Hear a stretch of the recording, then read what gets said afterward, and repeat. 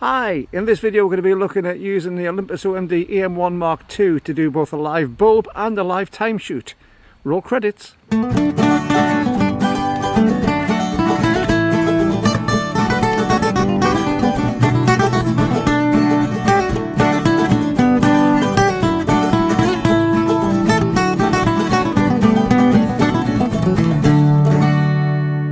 Hi, Brian James, that Micro Four Thirds guy with you once again, but this time's a bit of an unusual video. Tonight, as you can see, it's rather dark here, and I'm at one of my favourite places, although you can't see it, it's behind me. It's the Witch's Hat in Brampton, and I've taken lots of photographs. You'll find a video which is dedicated to it above, but this is something of a quest for me over the time. I've photographed it in daytime, I've photographed it in nighttime using strobes, I've photographed it in the summer, I've photographed it in the winter, and there's a whole story to it, and as I say, you can hear the story in the video that I've already done. But this one's an unusual one. I'm going to be using the Olympus OMD E-M1 Mark II, and I'm going to be using the live bulb and live timer modes. And these are really interesting because what we're going to see on these is the picture building up as we take the photograph. Very, very interesting to see. I don't know how much we're going to be able to see on the video. It's going to be really hit and miss on this, so if it works, then great. If it doesn't, then we'll have to think of a different way to display it. But it's going to be an interesting little thing. Now, I have a fascination when it comes to photography insofar as four main areas. One is the subject itself, really important. Two is the composition of what we put into the frame to make that subject come to life. Three is the quantity of light, how much light we actually have showing on it. And four is the quality of light. In other words, how the light is actually derived, what sort of colour temperature is in the light, how it bounces off other objects, and how we get different angles to make that subject come alive. Now, this one's an unusual one. As you can see, it's pitch black, and it really is pitch black. Either side of the Witch's Hat we have some street lights, which will throw some light onto the subject slightly. But what I'm going to be trying to do tonight is, instead of doing what I've done in the past, which is lighting this up with strobes, I'm going to be trying to do it a little bit different. I'm going to be using the natural light, and that's going to give a totally different texture to what we've seen on this photograph in the past. Now, we have a very bluish light when we have these sort of things come out. And I'm going to be really interested to see what comes out on this. I don't know how this photo shoot's going to work, so we're going to give it a bit of a try. But what I'm going to be doing is looking on the back of the camera. And if I can't get the shots here, then I'll do the voiceover from this, but I'll put different shots on, which I take of the camera itself. So what we want to do to put it into this mode, well, first of all, we want to set it to manual. So set the dial on the top to manual. That's important. Bulb and time mode don't work unless you have got it in manual. This gives you the control to switch it over. Now, what we're going to be doing in this is I'm going to be shooting at about f4. Now, the subject for me is really important because I want a reasonable depth of field on this subject. Now, of course, when you're shooting at higher apertures, we could go from f4 all the way up to 22 on the lens. We're going to be using the 17mm f1.7, and that will go all the way up to f22. If we want to really wide depth of field on this, but in the darkness, that's going to reduce the light considerably that we get in. That causes problems. And again, this is where we're going to be able to see what we do on this. Now, when I've set it to f4, I'm going to be switching it on the manual mode, and I'm going to be putting my shutter speed to live time. Now, there's a slight difference between live bulb and live time. Bulb, you have to press the shutter release down and hold it, and the shutter will stay open as long as you hold that to about 30 minutes. The problem with that is you can induce camera shake. Now, in a dark shot like this, camera shake is nowhere near as big a problem as you'd think normally, because although we've got very small movements on there, the amount of time that it's actually moving in comparison to the overall exposure is very low. However, if we can eliminate that altogether, then even better. And what the time does, it does a double shutter press. So by pressing the shutter once, it opens it, and pressing it a second time, we'll close the shutter when we've got the right exposure. Now, when I've been doing this in the past, I've been trying to guesstimate the exposure. So you try and do the exposure best you can, and then you use a multiplier to try and work out how long it's going to take, or you do a best guess. And the problem with DSLR cameras in the past and with film cameras in the past, you didn't really know what was going to happen until it came out. Well, with the advent of Micro Four Thirds cameras and with the advent of mirrorless cameras, we can now see the photograph building up on the screen as it goes, and it's really interesting to see. So let's have a look and see what happens on that one in a few moments. Now the other thing we need to do on this as well is to enable the live mode to come on. So we have the time mode on the bulb, we have to set it to live time and live bulb. How we do this is go to the menu. By going to the menu, we go to the little cog wheel, the settings wheel, and then we go across to menu E2. Now on E2 you'll find three things of importance. One is the live bulb and live timer time, which is the maximum amount of time that it allows you to take the photograph. And you can take that variable stage up to about 30 minutes. So I'd advise on this, take it to 30 minutes because that's going to give you a maximum. There are issues involved insofar as noise which is generated because of having long exposures. The other thing I would do is go into the live bulb and live time mode, and you'll see that there is a variable on that, which is how often it will refresh the screen. Now, of course, if you've got a smallish expectation of shots, you're going to be taking it for you know, a minute, 2 minutes, you might actually want it to update itself more regularly. But if you could be going for a longer one, you might want it about you know, anything up to 60 seconds. So it'll only, on 60 seconds, only refreshes what it sees once a minute. Now, of course, if you've got a shorter one, that means that you may have the right exposure between updates. So what we're going to be doing in a moment is I'm going to be getting the camera and I'm going to be doing the live view mode. I'm going to try and get this camera on as best I can behind it, and hopefully we'll see the image build up. It's going to be an interesting one because the trouble is I'm totally in the dark. Now the other thing is as well, with the camera, I've tried to get the camera on a tripod. You've got to use a tripod for this, but what I've done is I've used a little handheld LED light, which is actually what's illuminating me at the moment, and I put it right beside the subject, and that gave me the ability to focus it. And what I've done is also I've set it onto a manual focus because it's got no chance of getting autofocus, and I've set it onto the infinity setting. So hopefully on that we're going to be able to get the whole of this thing nicely in focus and be able to see how we get on with it. So let's have a look on the camera and see how we get on. Okay, so let's have a look what we've got. We've got this set to f2.8. I've tried a couple of attempts on this one already, and I found that by the time I was getting the image through, it was so far down the line when I was at f8 and f4. So I've got to f2.8. I've set my focus to infinity, and what I've also done is I've set the interval to 30 seconds on this. So every 30 seconds, as a car goes past, thank you very much. So every 30 seconds we're going to get an update on the image and see what we can get from it. So now remember, in the lifetime we press the shutter once and that opens the shutter. We'll start seeing the image build up behind it, and then we press it again and that will get it to close. So let's start our photograph, although it's quite bright at the moment. Now you're seeing it an awful lot brighter on this camera. I'm using the Olympus OMD E-M1 as my still camera in front, but I'm using my Lumix G9 as the video camera. And of course the G9 is trying to amplify any signal that it gets to try and get its exposure. So you're actually seeing a brighter picture on this screen than I've got on the back of the Olympus. So press it there. We see our display has changed, and we'll get our first update at the 30-second mark. So it's quite interesting to see what's going to be happening. You can adjust the time in the E2 settings for how often for how big a gap between the displays. How often it is displayed is down to the ISO that you're using. So on this one we're using the very low mode, the L64, so it's an ISO 64 mode, one of the very low modes on the E-M1 Mark II. And here comes our first image, and we can see already we've got a silhouette. Now you can probably see more detail on that than I can because it's amplified on the Lumix. But we can see we've got a silhouette of the building. We can see the cloud, the sky, and it's got a particular light as you see to it. Also the extremely bright street light behind. Now what we can do is probably take some of that down in post-production. If I was taking a normal photograph in the evening of this or in the daytime, even though that light would be on, it would be an awful lot less because it's the relative brightness between the subject and the light. At the 1 minute mark, we've got a much better picture. And you can also see on the bottom left hand side, we've got the histogram.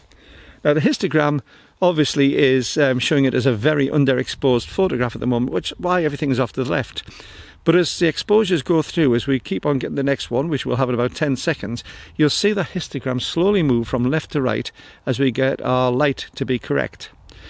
There's a real quality in the sky which you're not going to get in a normal type of photograph, and I love these sort of things. Brightens up a bit there. We're starting getting some of the colour through from the light, and we're starting to get some of the detail on the building itself.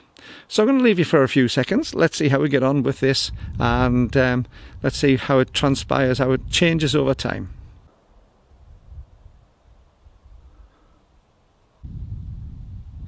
Now we've just come up to 2 minutes 30 there and just had the next update. You can see the histogram slowly moving from left to right, but you'll notice I've been speeding this up somewhat in between, because in real time it takes exactly 30 seconds to display 30 seconds worth of waiting. But what we also notice as well is, if we remember basic photography, that to get double the amount of light into a photograph, we need to have double the amount of time with the shutter open. So that's effectively one stop is double the amount of light. So at the 2.5 minute point, to get double the amount of light from 2.5 minutes, we're going to have to go to 5 minutes. We've just gone over 3 minutes here, so to get that, we're going to have to go to the 6 minute point to get even more. So we can see that as we have a particularly dark subject, the longer the exposure is, the more it takes to get to that next stage of the photography. So as I say, we're coming up to 3 minutes 30, and there's our next update, and the histogram's moving to the right again.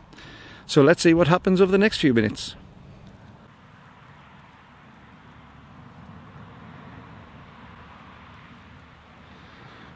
4 minutes and 5 seconds, and we have a car just driving past. Let's shed a little bit more light onto the subject, so we'll see that in a few moments as it comes through.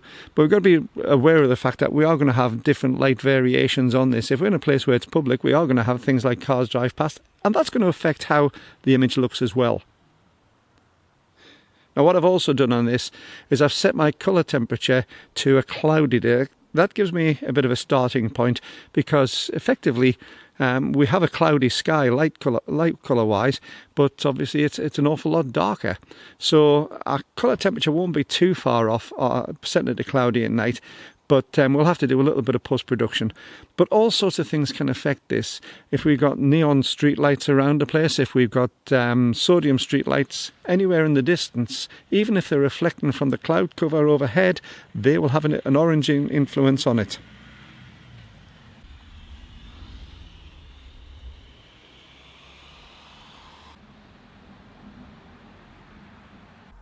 And we're coming up to about 6 minutes and 20 seconds. And remember what I said at the 3 minute point, just to get double the amount of light in for one stop of difference, we need to have double the amount of time. So at the 3 minute point, just to increase it by one stop of exposure, we needed to wait until 6 minutes. And we're now at 7 minutes, and you'll notice that there's less and less noticeable difference as each update comes in, and that's because of the fact that we have less effective increase in our available light. Although we've waited an extra 30 seconds, the difference on our exposure is considerably less to what it would have been at the early part of the exposure. But the histogram is now nicely going across to the right hand side, and we're going to wait until it just hits the right, just touches the right, and that's probably going to give us a really good exposure on there. We'll have a look and see how much dark there is. But the other thing as well, of course, is that we can take a certain amount of this out in Lightroom in post-production afterwards. So again, we can do an awful lot of messing about with it, but effectively what we're going to have is a really good shot to play with.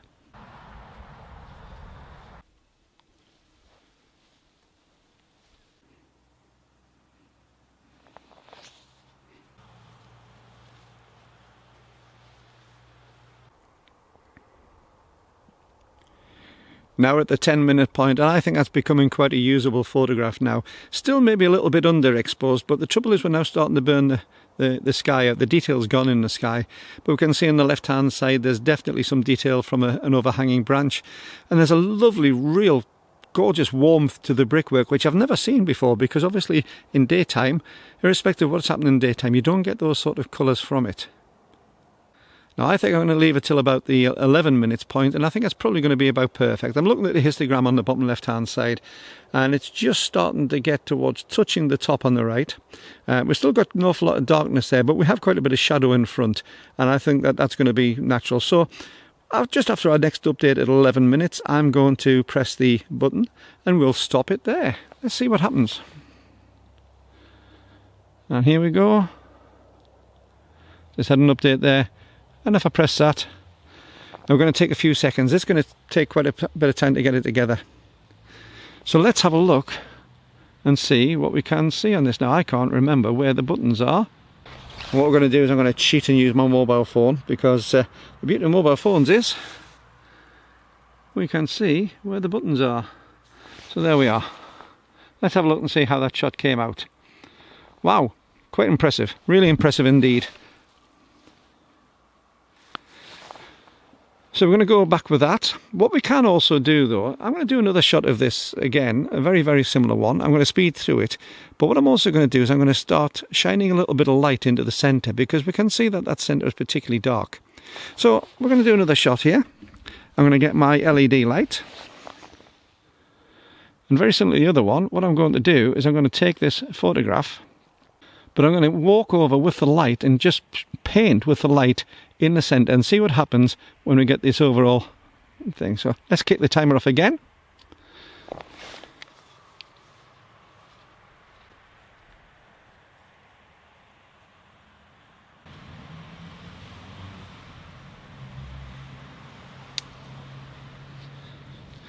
Now already we can see a huge difference on that one.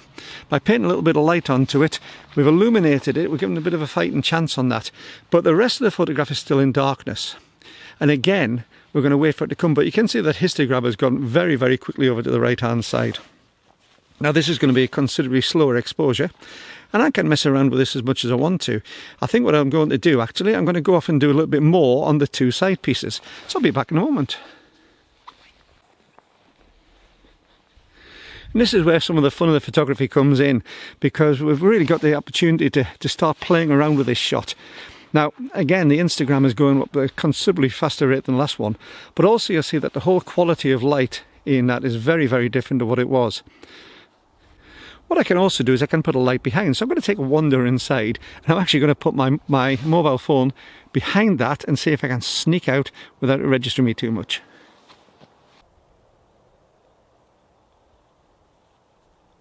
Now, it's always a little bit dangerous when you're walking around in the dark, so do take care. I've just tripped up there, but I've got a little bit of light illuminate the inside top there now, just to give a little bit of a highlight in the back.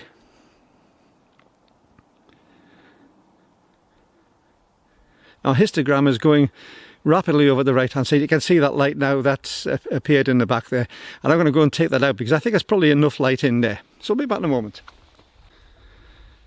Now, of course, because we have such a low amount of light, even though I've walked in and out of that shot a couple of times, quite a few times actually, I haven't registered. I'm too dark to register. I am actually wearing black trousers and a black jacket, which does help, but it means that I'm not really being able to be seen in the shot.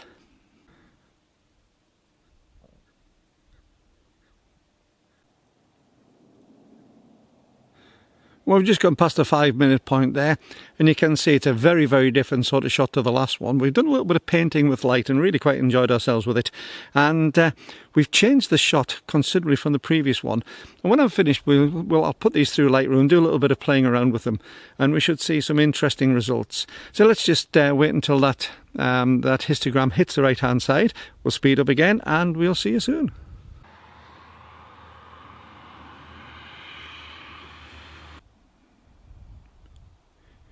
So we're at 7 minutes now. We can see the histograms nicely going across the right hand side, and you can also see very, very clearly that because of the different sort of lighting, that histogram shape is very, very different to the one in the previous shot.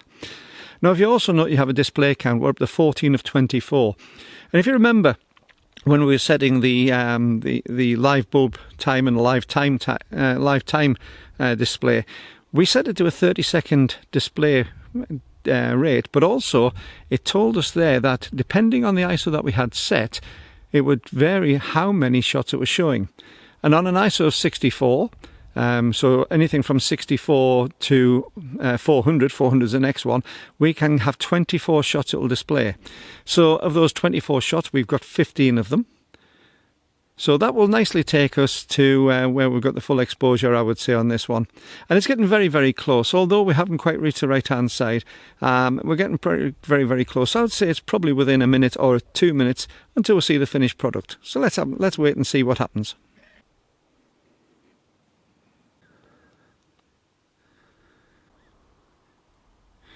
Okay, we're now at the 9 minutes and 30 seconds, and I think 10 minutes is probably going to be about our best.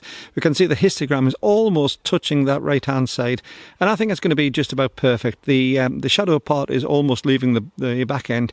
So in actual fact, I think round about now is probably going to be a good time. So let's press the button, let it save itself, and let's see what happens Wow, very different. As I say, let's have a look at the previous one. So at the camera we have two very, very different shots. Both taken in the same place, and both taken with a similar amount of time, but using a little bit of artistic license with an LED light just to give us a little bit of painting effect on that. So let's switch these cameras off. I'm going to get myself back home and we'll finish this video off back home in the studio. Well, I hope you found that useful. I found it great fun going out there, thoroughly enjoyed myself, and just getting those different results is rewarding itself. It's added to my collection of my photos for the witch's hat. And it's an interesting thing because there are photographs which are almost impossible. You can't get those photographs in the daytime. You can't just pull them out the camera normally. They took a bit of work, but well worth it.